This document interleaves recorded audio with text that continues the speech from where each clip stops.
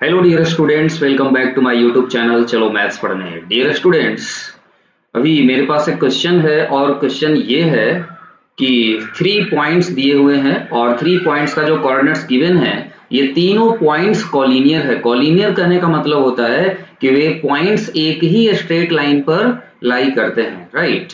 तो वैसा केस में हम लोग जानते हैं कि अगर कोई 3 पॉइंट्स हैं और तीनों पॉइंट्स एक ही लाइन पर लाई करते हैं, ऐसा केस में अगर हम इन्हें नाम दे दें, एक पॉइंट का नाम हमने दे दिया ए, जिसका कोऑर्डिनेट्स यहाँ पर गिवन है क्या 2,3, और एक पॉइंट का नाम दे देते हैं बी, इसका कोऑर्डिनेट्स है -3, -7, और एक और पॉइंट है जिसका कोऑर्डिनेट्स है k, 9, इसका नाम दे देते हैं सी। ठीक है।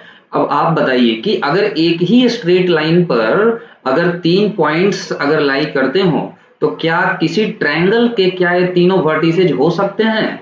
नहीं हो सकते हैं, राइट। क्योंकि किसी ट्रायंगल के 3 वर्टिसेज अगर आप लेते हैं तो वो ट्रायंगल्स के जो वर्टिसेज होंगे कोलिनियर हो ही नहीं सकते। एक स्ट्रेट लाइन पर रहेगा तो ये ट्रायंगल फॉर्म नहीं कर सकता है।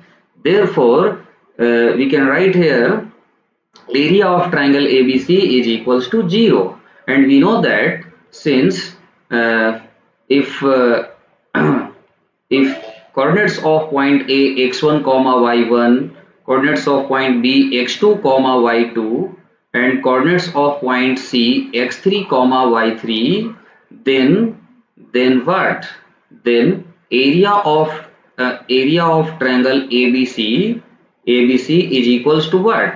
Is equals to half of modulus of determinants x1 y1 1, x2 y2 1, x3 y3 1, right. हम लोगों ने इसे क्लास में डिराइव किया था कि ये कैसे होता है, राइट। अब हम लोग इसको यहाँ पर 0 लेकर चलेंगे। क्यों? क्योंकि ये कोलिनियर है ना, इसलिए।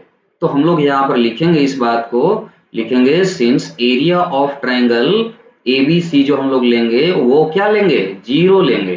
क्यों? क्योंकि कोलिनियर पॉइंट्स हैं, एक ही स्ट्रेट लाइंस पर हैं, इसलिए हम लोग ऐसा लेंगे। अब देखिए, जब हम इसे डिटर्मिनेंट लेंगे 1/2 तो उधर 0 की तरफ हम लोग कर दे सकते हैं, ठीक है ना, इक्वल्स टू 0 है इसलिए। तो x1 और y1 यहाँ पर क्या दिख रहा है? x1 और y1 जो यहाँ दिख रहा है 2,3 है, तो 2 3 और यहाँ तो 1 1 1 लेना हम लोग को। फिर क्या है? -3 -7 और यहाँ है k, 9 है तो k 9 ले लिया, right. Now we expand this determinant and we can find easily the value of k। कैसे? देखते रहिए। आप इसे तोड़िए तो 2 इंटू क्या हो जाएगा? First row and first column को डिलीट कर दीजिए और क्रॉस मल्टीपल कीजिए तो -7 -9, राइट। फिर इसके बाद -3 इंटू, फिर ये दोनों डिलीट तो ये हो जाएगा -3 -k। फिर उसके बाद ये दोनों 1 इंटू लेंगे तो ये क्या हो जाएगा? ये दोनों हो जाएगा डिलीट और -27 और प्लस हो जाएगा 7k। ओके, इतना हो जाएगा और दिस इज इक्वल्स टू क्या? 0। ये 0 के इक्वल है। अब यहाँ के बाद देखिएगा, हम इसको और छोटा कर लेते हैं। यहाँ आप दिख रहा होगा, ठीक है।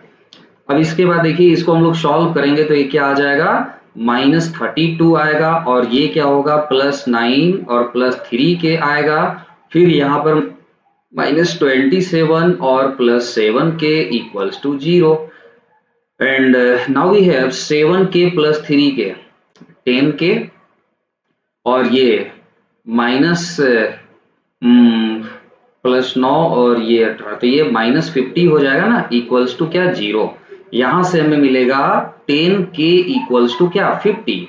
इसलिए हमें k का जो वैल्यू मिलेगा वो मिलेगा 5। हम लोग कर सकते हैं, ये k का वैल्यू क्या होगा? 5 होगा, ताकि गिवन पॉइंट्स जो हो वो कॉलिनियर हो सके, एक ही स्ट्रेट लाइन पर हो सके। उम्मीद है आपको समझ आया होगा। Thank you.